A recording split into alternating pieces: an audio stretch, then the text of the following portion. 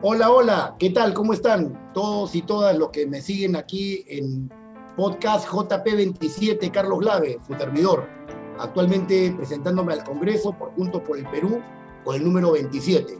En esta edición del podcast vamos a escuchar diferentes opiniones de peruanos que ponen el pecho para enfrentarnos a la pandemia del COVID-19. De igual manera, vamos a presentar a compañeros de Juntos por el Perú que, igual que yo, nos estamos lanzando a la locura de tratar de llegar al Congreso en tiempos de pandemia. Porque de Juntos por el Perú, con Verónica Mendoza a la cabeza, queremos transformar a nuestro país. Con nosotros tenemos ahora a nuestra segunda invitada de este podcast JP27, Patricia Prado. Ella es médico internista del Hospital María Auxiliadora de San Juan de Miraflores, formada en la Universidad San Martín de Porres. Gracias, Patricia, por acompañarnos. ¿Qué tal? Buenas tardes, muy bien, gracias. Bien. ¿Qué nos puedes decir tú de tu experiencia, sobre todo en la primera ola del COVID, de la COVID-19, que nos ha afectado tanto y que ha generado tanto dolor y tantas muertes en nuestro país? Bueno, hablando de la primera ola, en sí lo que todos los médicos vimos en general en diferentes hospitales, porque hemos hablado con nuestros colegas que también están en diferentes hospitales, es que para todos, igual que para todo el mundo, era una enfermedad nueva, que no sabíamos en sí cómo era su evolución, ¿no? No sabíamos qué tipo de personas se podían afectar más que otras, ¿sí? Estuvimos aprendiendo en esta primera ola más o menos cuáles eran los principales factores de riesgo, o sea, qué pacientes, mirándolos o sabiendo de antemano, se podían complicar, ¿sí? También tuvimos la experiencia sobre el contagio, la cantidad de personas que se pueden contagiar dentro de la casa, qué esperar en una familia donde un paciente está contagiado, aprender también a la comunicación con el paciente. Antes, bueno, siempre en el sistema de salud, a veces teníamos una comunicación un poco rígida con los familiares o con el paciente, en el sentido de cómo explicarle las cosas. En esta primera ola aprendimos a la comunicación, qué tan importante es la tecnología para la comunicación, porque como saben que esta enfermedad es contagiosa, no podían entrar los familiares a ver a sus pacientes, entonces hablar con ellos, tratar de explicarles lo mejor posible la evolución de un paciente. Aprendimos también cómo es que esta enfermedad es tan rápida a veces, que de un momento a otro un paciente se puede complicar. Tú puedes pensar que está yendo bien y en eso se complica, en eso empeora, en eso necesita un ventilador de una manera urgente. Y bueno, y también nos dimos cuenta lo mal que está nuestro sistema de salud, ¿no? En esta primera ola nos empezamos a dar cuenta lo mal que estábamos. Justamente a propósito de esto, Patricia, ¿qué problemas de tu trabajo viste durante la primera ola? En general, o sea, problemas tanto de soporte dentro del hospital y de atención. ¿Qué dificultades tuvieron tú como médico que estás ahí, tuviste en la primera ola? En primer lugar, en la primera ola, obviamente lo primero que veíamos es que no sabíamos bien cómo era el manejo de un paciente, ¿no?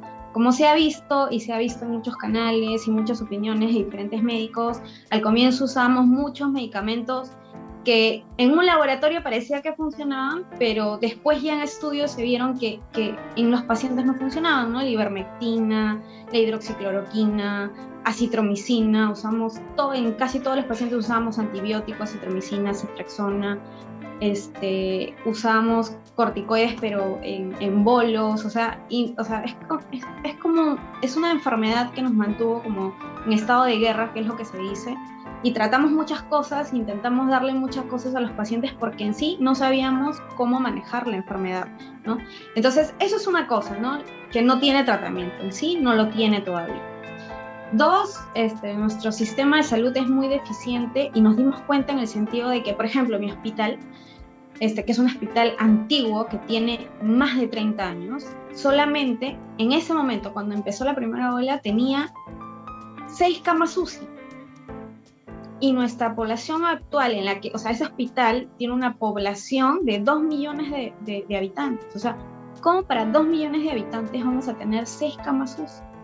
O sea, sin hablar de la pandemia, 6 camas UCI es muy poco para tratar cualquier enfermedad antes de la pandemia.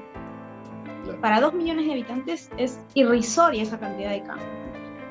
La terapia ventilatoria, o sea, la capacidad, por ejemplo, de darle terapia ventilatoria, soporte de oxígeno, y después las cánulas nasales de alto flujo, eso no lo tenían, no lo tienen todavía.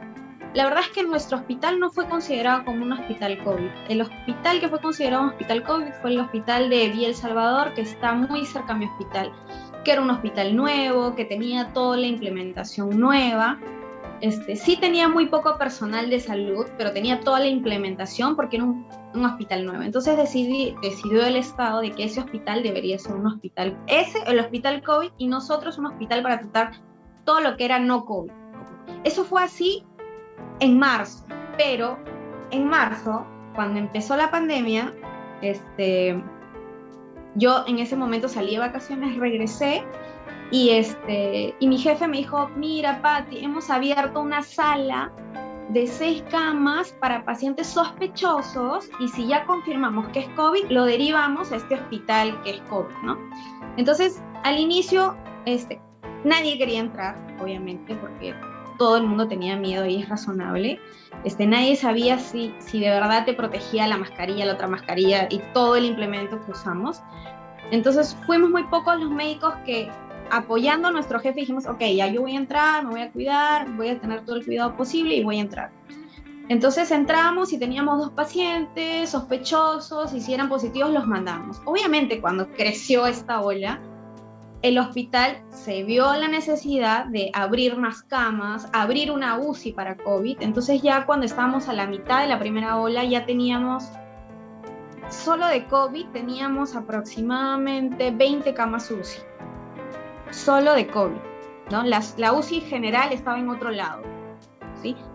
Entonces dividimos el hospital y, bueno, todo lo que es los encargados, los coordinadores del área COVID, dividieron el hospital, abrieron estas camas que al comienzo eran 6 camas, de ahí fueron 12 camas, de ahí 18 camas, hasta que llegamos a las 20 camas, que fue el tope que llegamos. Contrataron más médicos, obviamente, y se abrieron también salas de pacientes que todavía no necesitan una UCI o en espera de una cama UCI, ¿no? O sea, la primera hospitalización.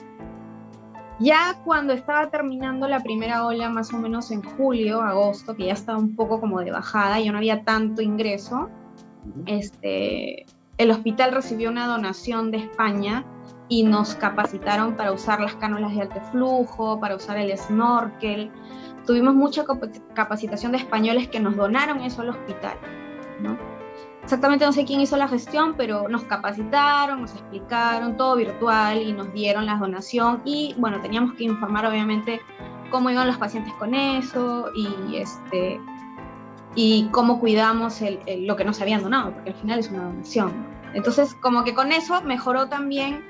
Y bueno, y como ya estábamos en la caída de la ola también, poco a poco fueron disminuyendo, y nos dimos cuenta que en realidad hay pacientes que van muy bien con eso. O sea, antes de la necesidad del ventilador, si le pones eso a tiempo, ya no necesita el ventilador. Lo que nos estás diciendo, resumiendo, a ver si estamos, es, la primera ola hubo, en primer lugar, un problema de falta de protocolos, quizás no fue por la venida rápida de este problema, falta de protocolos en tratamiento, no se tenía una claridad sobre cómo manejar a los pacientes. Además, tampoco hubo una planificación para la atención de los pacientes, y al final tu hospital se comenzó a reconvertir en COVID sin ninguna planificación, sino simplemente de forma espontánea, por necesidad, ¿no? Claro. Y por otro lado también había un asunto de falta de, digamos, implementación, equipo de protección personal y todo lo demás de parte del Estado. Y bueno, el asunto también de la capacidad de contención, ¿no? Todo un hospital que, independientemente del COVID, un hospital tan importante como es el María Auxiliadora, que solamente tenga 6 camas UCI, simplemente está en correlación con en el Perú, ¿no? Que creo que sí lo deben saber, es el país latinoamericano con menor capacidad de camas UCI al principio de la pandemia. Entonces, eso se trató de mejorar, pero fue a las carreras. Entonces, bueno, eso fue al principio. Claro. Tuvimos una bajada de la ola, y hemos tenido 3 meses. ¿Qué correcciones han habido o qué falta de correcciones han habido a este problema y cómo estamos enfrentando ahora, desde tu trabajo, esta segunda ola? En realidad es una pregunta que todo el mundo se hace, todo el mundo quiere saber qué pasa. En realidad uno como médico, que no es jefe, obviamente, en realidad no sabe muy bien cuáles son los problemas exactos entre la comunicación de la dirección, de cómo está en general la pandemia y lo que hace el gobierno, ¿no? O sea, nosotros esperamos, la verdad, yo como profesional, nosotros, todo el Perú también podía ver eso, que veía los países que han estado antes que nosotros, como Europa, por ejemplo, y ya veíamos que venía la segunda ola, y mucha gente acá en el Perú, colegas también, familiares también, yo la verdad que con duda, pero mucha gente decía, no, nos hemos contagiado tanto nosotros que ya estamos en rebaño y no va a haber segunda ola. Y yo la verdad no, yo sí creía que sí iba a haber segunda ola por el comportamiento, y epidemiológicamente es así, iba a ser así, iba a haber una tercera ola probablemente, y la cuarta, dependiendo cómo paremos esto, epidemiológicamente es así. Entonces, la verdad es que entre la primera, que comenzó a bajar todo, y la segunda, no vi un gran cambio, al menos en mi hospital, no hubo un gran cambio. La única diferencia que hubo, que sí, cuando empezó la segunda ola, a la mitad de la primera ola, ya para la segunda, sí contrataron más personal, se encargaron que todos tuviéramos equipo de protección, todos los médicos, porque a veces pasa eso de que los médicos que entran a área COVID, que ven pacientes COVID, están más relacionados con eso, saben cuidarse más, tienen más cuidado, y como que no es que le tengamos tanto miedo al paciente, simplemente si te cuidas bien vas a poder tratar al paciente. Hay especialidades que no tenían tanto contacto con estos pacientes que sí no los querían ver para nada, era difícil a veces explicarles bien cómo ponerse todo el traje para poder entrar a ver a un solo paciente en una sala. También tú te pones a pensar en ese traje, todo lo que le cuesta al Estado para que solo vayas a ver a un paciente o una interconsulta. Pero bueno, fuimos aprendiendo eso en la primera ola hasta que acabó, pero en realidad entre la primera y la segunda gran diferencia no hubo. La única es que nos donaron los snorkel, nos donaron las cánulas de alto flujo, las aprendimos a usar, nos dimos cuenta en qué momento usarla para evitar que un paciente pase a la UCI. Rescatamos varios pacientes así. Y lo otro que no lo dije anteriormente, pero es que los pacientes de esta enfermedad, la recuperación es muy larga. O sea, no es como una neumonía común, bacteriana, que tú en 5 días ya le puedes dar de alta y sigue su tratamiento vía oral en casa. La hospitalización del COVID son 2-3 semanas por lo menos. Definitivamente, una de las cosas es de que ustedes están mejor preparados y mejor capacitados y tienen más, digamos, experiencia. Obviamente, claro, que también bien golpeados, porque ustedes también son personas y que también estamos sufriendo la pandemia todos, ¿no? Sí. Y tenemos algo de fatiga pandémica, que es un problema. Pero en relación a los enfermos crónicos, tus pacientes crónicos, ajá, se han también descompensado. Entonces, ¿ha habido algún tipo, digamos, de problema en ese sentido? Porque ahora estamos necesitando más atención a pacientes críticos que comienzan a llegar ya de COVID. Y los crónicos, ¿cómo se está manejando eso en el hospital? Eso sí, mal, en el sentido de que todos nuestros pacientes crónicos, al comienzo no iba nadie al hospital porque todo el mundo tenía miedo, pero hay un momento en que el paciente crónico, si no lo llevas, se puede descompensar hasta morir, entonces igual lo llevan. Ahorita, en este momento, bueno, ya hace meses, casi toda la emergencia de pacientes no COVID, que yo también veo, la mayoría de mis turnos son ahí, son pacientes crónicos que no recibieron tratamiento adecuado 6 meses, nadie los controló y ya están descompensados. Y es más, hay un porcentaje de esos pacientes que han fallecido no por el COVID, sino por la descompensación de su enfermedad crónica. Indirectamente por el COVID, por no haber recibido atención en la primera ola, de alguna manera. Exacto. Claro. Y el otro problema de ahí es que a veces las personas, nuestra población, no saben, hay gente de nuestra población que viven adultos mayores en la casa, o sea, viven gente mayor, no es gente joven, que sabe usar la tecnología, entonces es difícil hacer una teleconsulta, a veces no pueden, no tienen un teléfono adecuado para hacer una teleconsulta, y por teléfono a veces no entienden bien, porque lo que hacía nuestro hospital, que ha estado haciendo, y creo que la mayoría de hospitales hacía, es que si es un paciente crónico de alguna enfermedad de hipertensión, diabetes, le hacían la llamada, la videollamada o la llamada de la consulta, a ver cómo estaba, y de ahí el paciente tenía que ir a un familiar, ir a recoger la medicina y nada más. Entonces había muchos pacientes que les daban la medicina y de ahí llamaban de nuevo porque no entendían cómo tomar la medicina, tenían otra cosa y no se lo habían podido decir al médico en la teleconsulta. O sea, hay muchas cosas en eso que la verdad que yo creo que nuestra población todavía no está preparada para recibir sus consultas en teleconsulta. A propósito de eso, y en general también de tu experiencia, particularmente muy, digamos, afirmada, ahondada, o sea, se ha reafirmado con el COVID, por la gran cantidad de pacientes, en general, alrededor de tu hospital, porque tú tienes un hospital muy importante y numeroso, alrededor de tu hospital, ¿existe una atención primaria de salud que les descargue la carga, valga la redundancia, de atención? O sea, ¿crees que ese es un problema de salud que sería importante de abordar? Sí, o sea, siempre ha sido importante la descarga que debería existir de los centros de salud, de los puestos de salud que están o que le pertenecen al hospital. Lamentablemente es algo de la población también, y bueno, y de los centros de salud, de la capacidad que tienen y de la capacidad, o sea, la capacidad que tiene el mismo centro y el personal de tratar a estos pacientes crónicos. ¿Qué es lo que pasa a veces que pasaba antes? Es que a veces el paciente, un ejemplo, ¿no?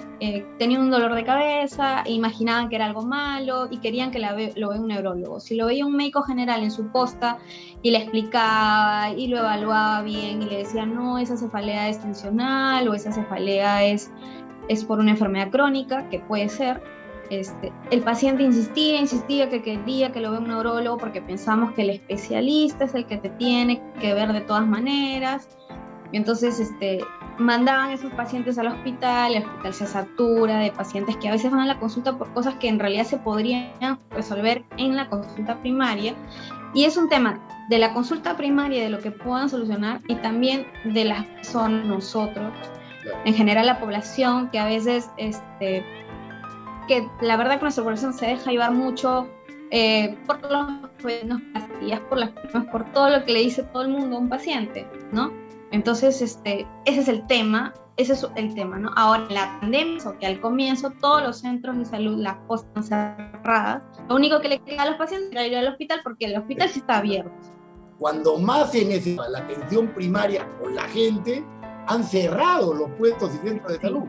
O sea, todo lo contrario, en lugar de reforzarlos porque estaban débiles, los han cerrado. Bueno, entonces, justamente a propósito de eso, ¿qué críticas tú le haces en general, muy global, al sistema de salud que tenemos actualmente, y cuáles son más o menos las líneas generales que tú crees que deberían hacerse para cambiar nuestro sistema de salud?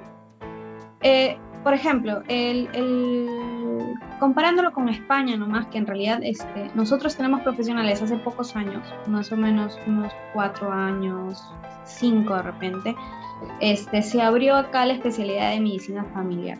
Allá hay muchos años, acá recién hace unos pocos años, y el médico familia debería ser el médico que está encargado del centro de salud, de la posta, aparte del médico general, pero el médico de familia es el encargado de vigilar a las familias. Entonces, si nosotros, digamos, reforzamos esa parte, reforzamos esa especialidad que el médico familia en otros países lo hace, que es, sabe, digamos, esta cantidad de familias tengo yo en mi sector, sé de este sector que tengo estas familias, cuáles son las que tienen enfermedades crónicas, y darles una visita o virtual o presencial y evaluarlos efectivamente cómo van con su enfermedad y ver si alguien no se está controlando bien. Ese paciente sí debería ser evaluado por el especialista y hacerle un seguimiento más estricto. Yo creo que así, reforzando eso sobre todo, controlaríamos las enfermedades crónicas, que al final son las que nuestra población más sufre, ¿no? Entonces, descargaríamos también al hospital porque estamos asegurando que esos pacientes se controlen bien.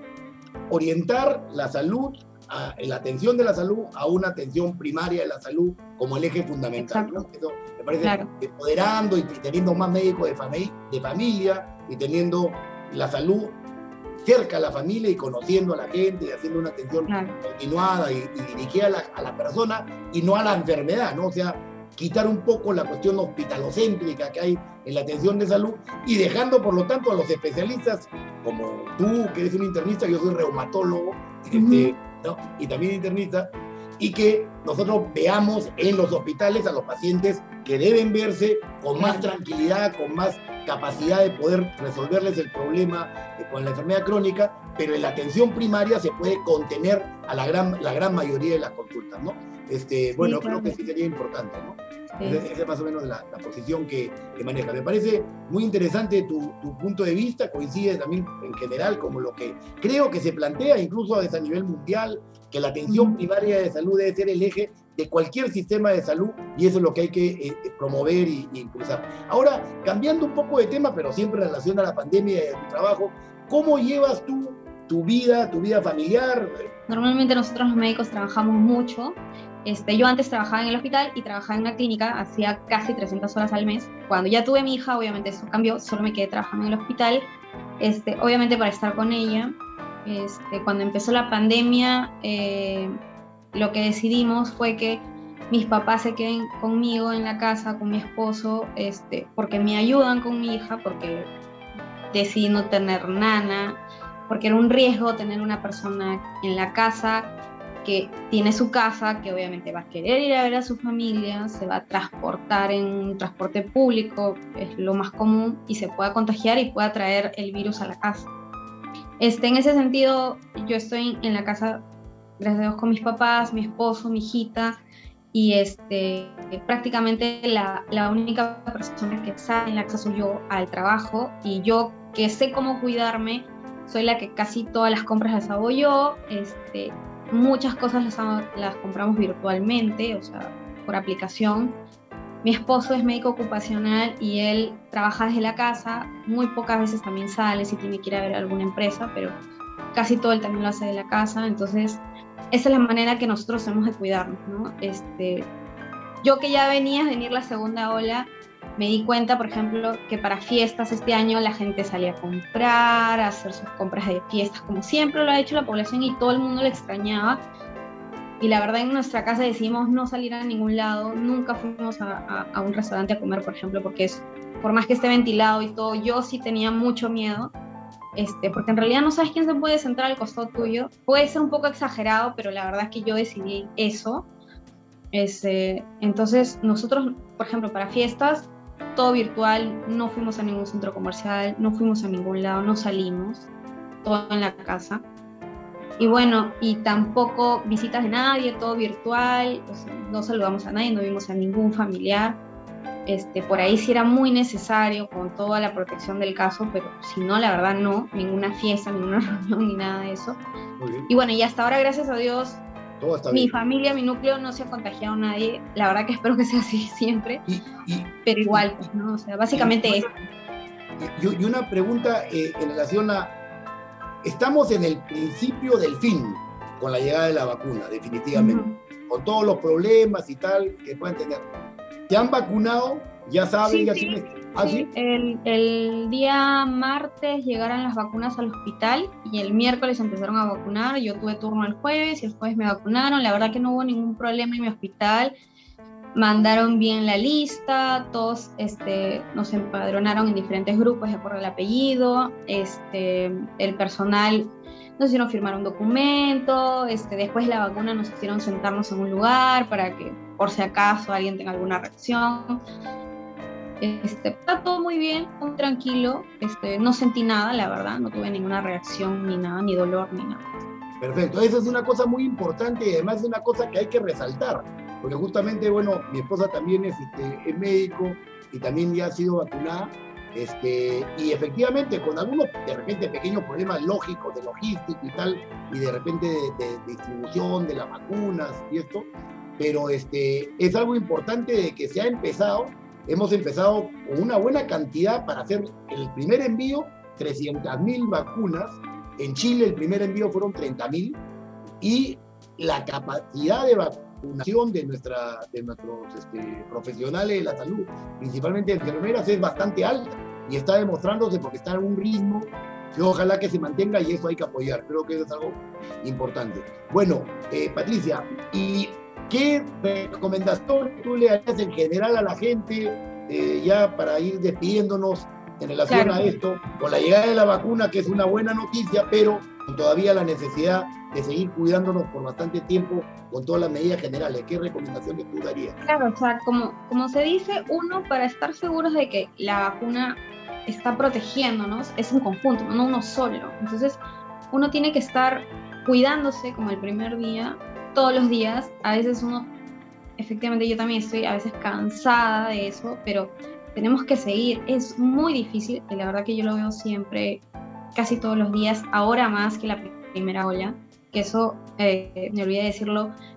Yo ahora, este virus sí me parece muy contagioso. O sea, yo me imagino que que la verdad es que nosotros no hacemos muchos estudios sobre ADN del virus, pero este virus es muy contagioso. En la primera ola, en una casa se contagia 1 o 2 personas y el resto no. Es más, conozco personas, pacientes a mí, que se contagia el esposo y la esposa no, por más que dormían juntos.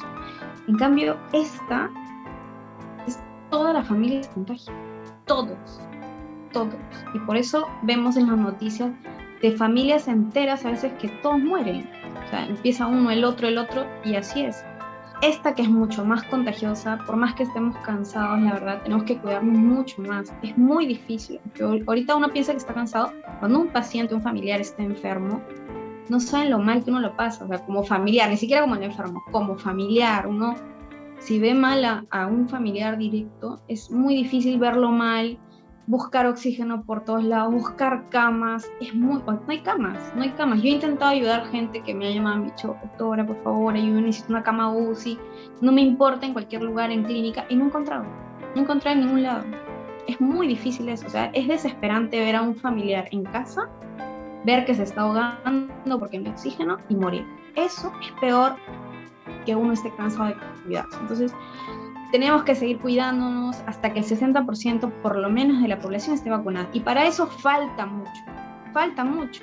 Entonces tenemos que cuidarnos más, usar siempre la mascarilla, lavarnos las manos a cada rato, no tener reuniones. Si quieres ver a alguien afuera al aire libre, si quieres, pero dentro de una casa, no. Muy bien, Patricia. Realmente mucho gusto, un orgullo haberte tenido acá. Médicos jóvenes, mujer joven, madre de familia, muy trabajadora y con las cosas muy claras, ¿no? Sobre cómo se debe atender la salud de nuestra gente, y aprendiendo mucho de esta pandemia que tanto dolor y sufrimiento está causando a las familias peruanas, pero bueno, siempre adelante y manteniendo el optimismo de que, bueno, la luz al final del túnel ya se va a ver y vamos a llegar a curar al Perú, ¿no? Bueno, muchas gracias, Patricia, por acompañarnos en esta mi segunda edición del podcast JP27 Carlos Glave. A todos ustedes, los acompaño a seguir viendo estas ediciones, a seguir cuidándonos. La fatiga pandémica es algo que afecta a todos. Si uno tiene síntomas de fatiga pandémica, duerme mucho, tiene mucha ansiedad, tiene muchas preocupaciones, hay que tratar de combatirla, hay que tratar de no ver noticias, sobre todo noticias falsas, tener entretenimientos, fiestas Zoom, es una posibilidad, no tener reuniones, tratar de salir lo menos posible, mantener el uso de la mascarilla cuando uno sale, a lugares mejor abiertos, ventilados si es que son cerrados. Si no tiene las mascarillas KN95, doble mascarilla también es una posibilidad. El contagio por aerosol es muy fuerte y, como dice Patricia, está siendo mucho más rápido. Ya no se contagian 3 o 4, sino 6 o 7 por cada contagiado. Entonces hay que seguir cuidándonos, hay que alentar y exigir al gobierno a que haga la vacunación masiva, bien ordenada, apoyar la atención primaria y seguir apoyando a nuestros héroes como Patricia, que muchas gracias. Al lado de la gente que más sufre. Gracias, Patricia. Y bueno, con ustedes, hasta la próxima edición. Gracias, Patricia. ¿Alguna palabra para despedirte? Bueno, eso básicamente, quiero que la población tenga en cuenta en eso, ¿no? Como lo has dicho, al final la fatiga lo tenemos todos, el personal de salud más, todo el personal de salud está fatigado, nosotros también estamos muy fatigados, pero aún así vamos al trabajo y toda la gente tiene que pensar en eso, ¿no? O sea, nosotros estamos muy fatigados en el trabajo por, uno, el trabajo en sí, y dos, el estrés de ver a la gente mal, la gente morir. Eso es mucho estrés para el personal, para todo el personal de salud en general. Entonces, yo creo que lo mejor que puede hacer la gente es cuidarse mucho y bueno, y confiar en nosotros, ¿no? En los profesionales. Nada más. Claro que Muchas sí. gracias. Confiamos en ti, Patricia, y vamos, Perú. Muchas gracias y hasta la próxima edición del podcast JP27, Carlos Glave. Muchas gracias. Hasta luego y hasta la próxima.